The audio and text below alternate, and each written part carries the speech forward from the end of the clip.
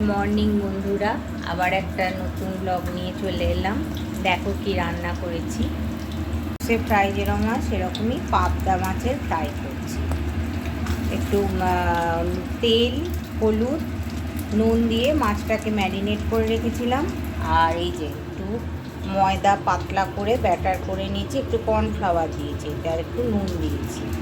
নিয়ে এই যে আরও কেন এটা করার উদ্দেশ্য জানো, এই যে ভেটকি ফিশ ফ্রাই ধরনের ফিলে করে নিয়েছি। এটাকে আদা রসুন পেস্ট আর গোলমরিচ গুঁড়ো আর একটু ভিনিগার দিয়ে, লেবুর রস, লেবু ছিল না, দিয়ে ম্যারিনেট করে রেখেছি।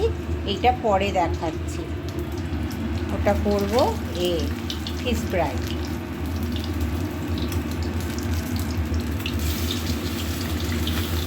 এটা প্রথম করছি পাবদা, এমনি আমি অত ভালো খাই না, বরকেই করে দিই। তো আজকে ভাবলাম এইটা ব্যাটারটা যখন করেছি,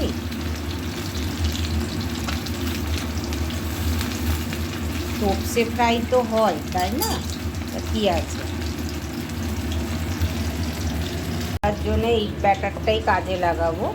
আর ঘরে থাকা উপকরণ দিয়েই দেখো করা যায়। আমার বিস্কুটগুলো পুরো ভুলে গেছি আনতে, ঘরেও নেই। এই নোনতা বিস্কুট ছিল, এটাকেই মিক্সিতে গুঁড়ো করে নেব।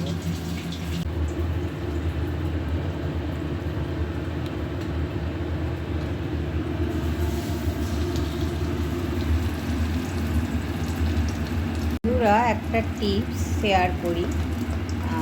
এই পাবদা মাছ খুব ফাটে, হ্যাঁ, বেসিক্যালি এই ব্যাটারটা দেওয়ার জন্য অতটা ফাটছে না, নাহলে প্রচুর ফাটে। ওর জন্যে একটু তেল দিয়ে, হলুদ দিয়ে, নুন দিয়ে ম্যারিনেট করে রাখবো। শুধু পাবদা না, ট্যাংরা মাছেও তাই করা উচিত। যেই সব মাছগুলো ফাটে, একটু কম ফাটে, তাও আমি ভয়ে ঢাকা দিয়ে দিই, কিন্তু ফাটে কম। যে বন্ধুরা, 4টে আমি ফিলে করব, আরও 3খানা আছে, সেগুলো একটু চওড়া চওড়া, ওগুলো রবিবারের জন্য রেখেছি। এই যে বিস্কুট গুঁড়োটা করে রেখেছি। ফিশ ফ্রাই তো অনেকেই করো, আমি দেখাচ্ছি ঘরে থাকা উপকরণ দিয়েই করা যায়। এই যে বিস্কুটের গুঁড়ো কিনে আনা আনা এসবের প্রয়োজন হয় না, নিজেরাই তো খাবো। আমি করতাম আগেও, বিস্কুট থাকতো না, নেড়ো গুঁড়ো হলে সব থেকে ভালো হয়।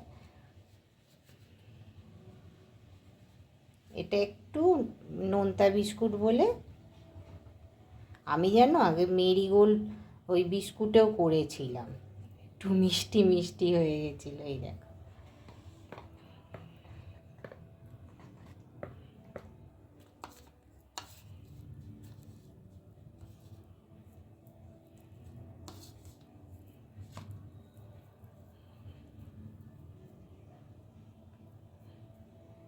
দেখেছো, এই হাতে আটকে যায় না, তারপর এটা ছেড়ে দিই।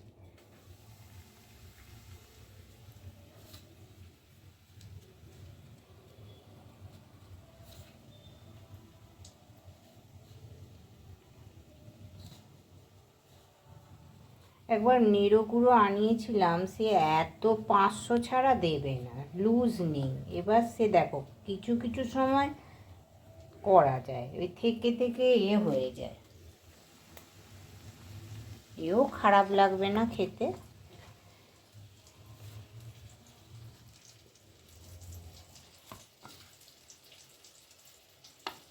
আর একটু মনে হচ্ছে আমার গুঁড়ো লাগবে, করে নি যেন।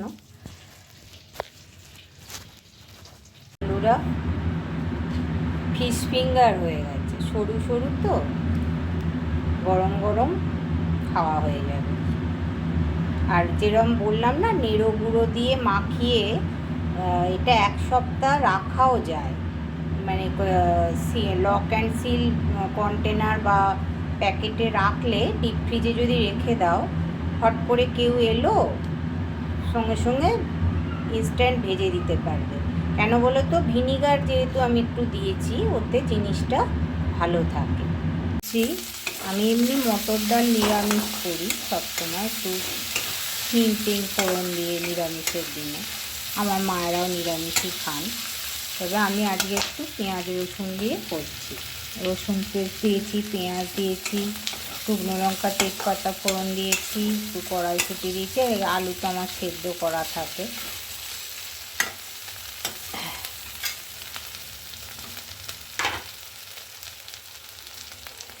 একটু হলুদ দেব আর একটু ধনে গুঁড়ো দেবো, জিরে দেবো না।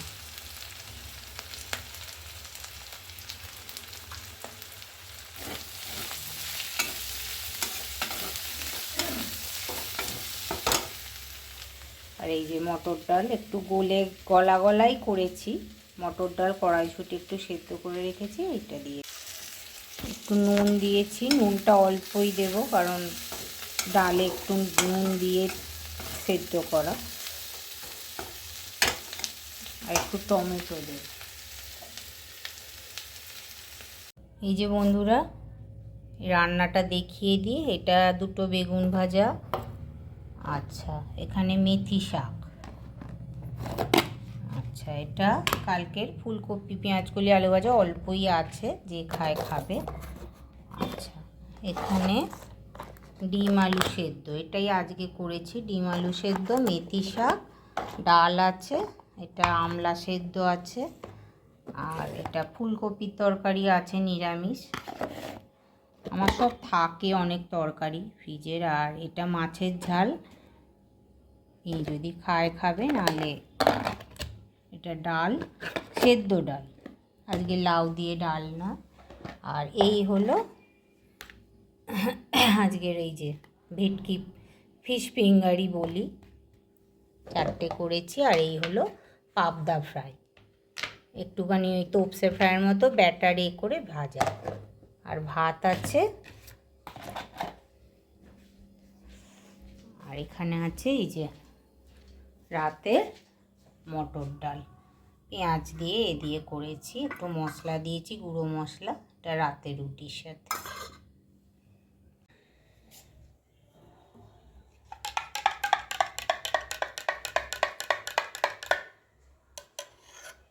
গরম জল খাচ্ছি, একটু ছাতু নিয়েছি, এই সময়টা খাই।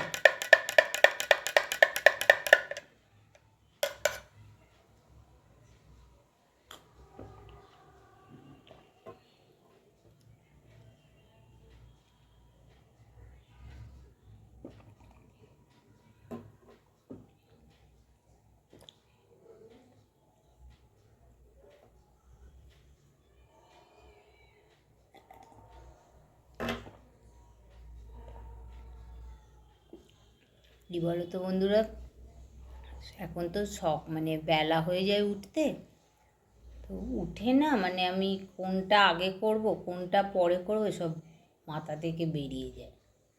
মনে হয় কীভাবে টিফিন রেডি করব, আমরাও জল খাবার খাই, কীভাবে কি করব। যাই হোক, এখন 12টা বাজে মোটামুটি, রান্না হয়ে গেছে, এবার নিশ্চিন্ত, এবারে আমি আমার মতো সময় কাটাবো।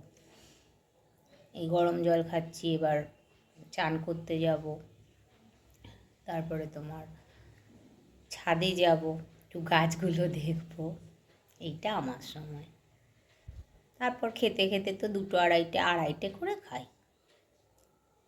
খেয়ে এখন ওই আসনটা শুরু করেছি, ওটা 26-এ শেষ হবে কি না জানি না, আসনটা করব।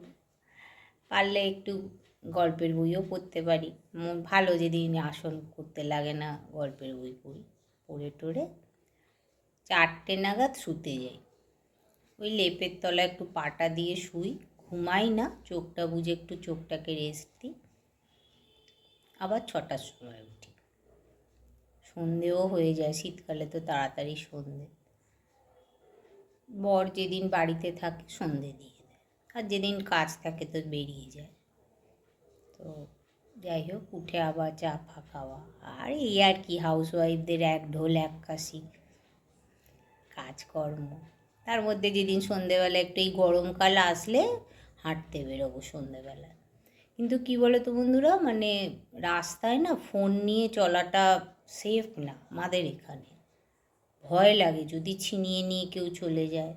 তারপর যা গাড়ি আমাদের এখানে, মানে চলবো কি, রাস্তা দেখবো না ফোন দেখবো, এই জন্যে ভয় পাই। খুব কম তুলি, আবার ব্যাগে ঢুকিয়ে দিই। এই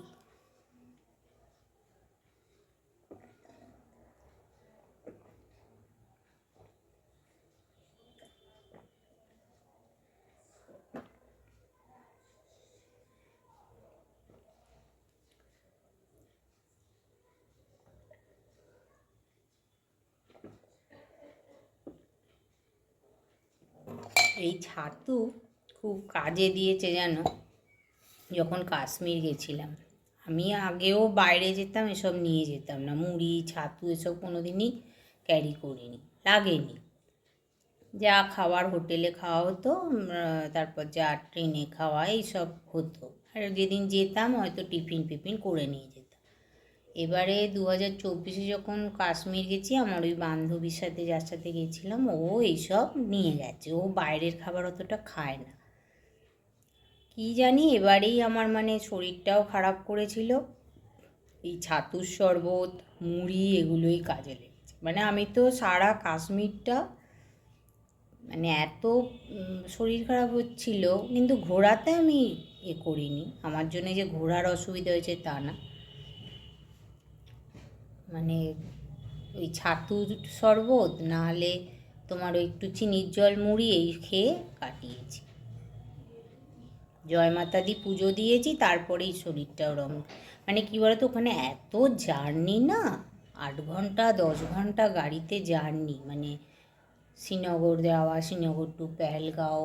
আমরা মনে হয় প্রথমে জয়মাতা দি নেমেছিলাম, ওটাকে কি বলে, শ্রীনগর না, ওটা কোথায় বেশ ভুলেও যাই, ওখানে জম্মু, ওখানে নেবে, ওখান থেকে শ্রীনগর, মানে অনেকটা জার্নি। এই জার্নিতে আর আমরা তো সুগারেরে, মানে আগে যেতাম, ছোট বয়স ছিল, অত ওষুধ ছিল না, খেতাম না। এখন এই সব হয়ে গেছে, অনেক বছর যাইও নি দূরে কোথাও, অনেক ডিস্টেন্সেই আমার মানে অ্যাসিডিটি এইসব হচ্ছে। ঠিক আছে, চলো বন্ধুরা, চান ফান করে নিই। দেখো বন্ধুরা, এখন আমার বড় গোপালের জামা বানাচ্ছি। এটা একটা আমার ওই কি বলে, এটা অস্ত্র ঠিক না, পপলিন কাপড় মোটা মতো, এটাকেই অস্ত্র হিসাবে ব্যবহার করব।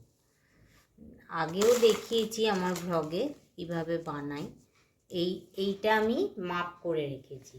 এটার বেসটা হলো আমার 6 নম্বর গোপাল, তো আমি 10 ইঞ্চি রাখি এই বেসটা, তাহলে পুরো ঘের মতো হয়। আর এটা আমার ছোট গোপালের মাপ, 0 সাইজটার। এটার বেসটা মনে হচ্ছে 4 ইঞ্চি বা এরকম হবে। আমার ঠিক টেপটা নেই আমার কাছে এখন, 4 ইঞ্চি মতো হবে। আমি ছোটোটার যখন করব বলে দেবো। এটা 10 ইঞ্চি, 12 ইঞ্চিও নেওয়া যায়, তাহলে আরও বড় হয়। আমি যে স্টাইলে বানাই অত বড় দরকার নেই। আমি প্রথমে এর মাপে কেটে নেব। তোমরা পারলে ওই কম্পাস দিয়েও গোল, এরম, আমিও আগে আমার করে করে একটা অভ্যেস হয়ে গেছে, কম্পাস দিয়ে মাঝখানটা বসিয়ে এরম গোল করে নিতে পারো, করে কেটে নিতে। এই দেখো, ওর মাপে কেটে নিয়েছি। এবার করব কি, এরম ফোল্ড করব, এরকম ফোল্ড করলাম, এরকম ফোল্ড করলাম, তাহলে এই সেন্টারটা পাবো। বুঝতে পেরেছ? এই যেরকম ফোল্ড করলাম, এই প্রথমে এরম, তারপর এরম মুড়ব। বোঝাতে পারলাম? এইখানটা এবার আমি এই 1/2 ইঞ্চি মতো রেখে, বা 1 ইঞ্চিও রাখা যায়, রেখে আমি গোল করে কেটে নেব। আমার করে করে একটা আন্দাজ হয়ে গেছে, আগের ব্লগে সব মাপ দেখিয়ে দিয়েছিলাম। এই দেখো, কেটে নিলাম, জিনিসটা এই দাঁড়ালো। এবার এই যে ভাঁজ হয়ে গেছে আমার সুবিধা, এই ভাঁজ বরাবর একটা সাইড কেটে নেব। দেখো, জিনিসটা এই দাঁড়ালো। এবার আমি এর উপরে যে কাপড় সেইটা সেলাই করব। এই দেখো বন্ধুরা, এইটা আমি কিনেছি, এটা বেসিক্যালি হলো কাপড়ের লেস, অনেক কাপড়ে এরম বসায়, আমার পছন্দ হয়েছিল, কিনে এনেছিলাম। এবার দেখো, এই যে এইটার মুখটা দেখেছো এরম মোড়া আছে, তাহলেও আমি এইরম সেলাই করব, আর উপর দিয়ে এরম কোঁচ কোঁচ দিয়ে সেলাই করে যাব। দেখাচ্ছি। এই দেখো বন্ধুরা, আমার এক হাতে বলে বোঝাতে হলো, এই যে অস্ত্রটা এবার ওই মানে লেসটার হেভি লেস তো এই এরমভাবে সেলাই করে দিলাম, মানে এটারও মুখ লক হয়ে গেল, এটারও মুখ লক হয়ে গেল, এই ধার দিয়ে এইভাবে দেখেছো সেলাই করে দিয়েছি। জিনিসটা ঠিক এই রকম দাঁড়ালো। এই যে এইবার কি করব, এই জিনিসটা তো স্ট্রেট টাইপের, এই দেখো এইরকম কোঁচ দেবো, এরকম কোঁচ দিয়ে দিয়ে এরকম কোঁচ দেবো, এরকম কোঁচ দিয়ে দিয়ে এটাকে সেলাই করব, দেখাচ্ছি। এই দেখো বোঝাতে পারছি না এক হাতে, এইরকম। এবার এই পেছন দিক দিয়ে লক করে দিয়েছি, এই যে এরকম ওই যেটা কাটা দিকটা দিয়ে, এইবার এটা তো স্ট্রেট, এটাকে একটু কোঁচ কোঁচ দিয়ে এই ওপর দিয়ে এই যে দেখো এইভাবে সেলাই করছি। হ্যাঁ, এইভাবে এই যে এখান দিয়ে দিয়ে কোঁচ দিয়ে দিয়ে এরকম কোঁচ দিয়ে দিয়ে, নাহলে তো জিনিসটা স্ট্রেট হয়ে আছে, এই করে কোঁচ দিয়ে দিয়ে সেলাই করছি। বন্ধুরা জিনিসটা এই রকম হয়েছে। হ্যাঁ, এবার এইখানে দড়িটা আমাকে বসাতে হবে, দড়িটা এমন করতে হবে যাতে ডিটাচ থাকে, ছোট বড় করা যায়। আমি এর ওপর দিয়ে আর একটা এরম মুড়ে লাগিয়ে দেবো, তোমরা করলেই বুঝতে পারবে, মানে দড়িটা এমন রাখতে হবে যাতে ছোট বড় করা যায়, দড়িটাকে একসাথে সেলাই করা যাবে না। দেখাচ্ছি, এই যে বন্ধুরা জিনিসটা ঠিক এইরকম দাঁড়ালো, হেভি হয়ে গেছে, কারণ এটা যদি একটা দিতাম, এখানটা একটা কি দেবো সে ভেবে পেলাম না, এটাকে জোড়া করতে গিয়ে হেভি হয়ে গেল। যাই হোক, আর এইরকম একটা ওই লেসেরই, এটা ধরো 9 ইঞ্চি মতো, 9 ইঞ্চির মতো হবে, 9 কি 10 ইঞ্চি। এটাকে এবার এইরকম ডবল করে সেলাই করে নেব, নিয়ে জিনিসটা ঠিক এইভাবে এখানটায় বসানো হবে। হ্যাঁ, বসালে কুকুর মাথা দিয়ে গলিয়ে কোমর দিয়ে বেঁধে দেওয়া হবে।